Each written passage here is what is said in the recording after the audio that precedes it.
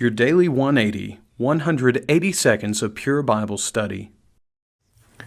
We're in John chapter 3, verse number 22 beginning. We're going to be talking about the marvelous attitude of John the immerser. Now, it's interesting as we look at John and we look at his attitude and we realize it needs to be our attitude as well. But we're going to begin looking at these two verses and just kind of looking at a subtle side point about the act of baptism, the act of immersion for the forgiveness of sins.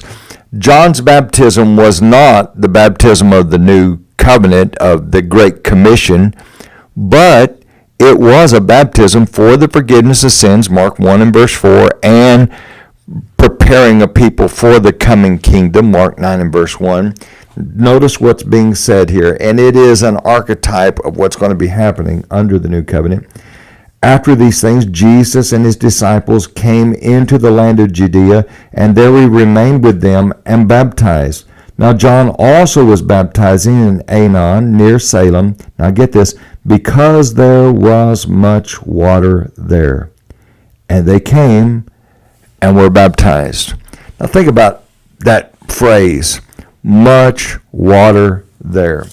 Now there's some places that we can look in the New Testament. Perhaps one of the easiest places for us to look regarding this idea of the connection between water and baptism would be over in Acts chapter 8, the situation where Philip is told to go out into the desert and he meets this Ethiopian eunuch, a man of prominence, and he's teaching him Jesus. We see in beginning around verse number 35, he opened his mouth, beginning at this scripture, and preached Jesus to him. And as he preaches Jesus to him, as they go down the road, they see some water, and the eunuch says, "See, here is water. What hinders me from being baptized?"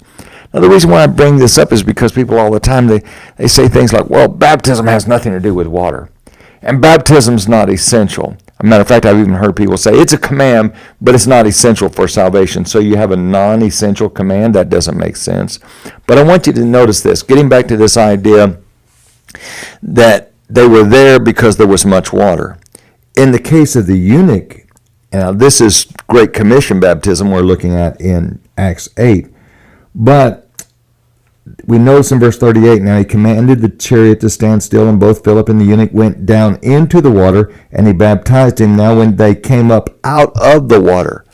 And so we see this idea that there's much water required because they both go down into the water and they both come up out of the water. Now that's the pattern that we see in the New Testament. This is the pattern that John the immerser practiced. It's the same pattern that Jesus practiced, and it's the same Great Commission baptism that we're commanded to obey. Join us again tomorrow for your Daily 180.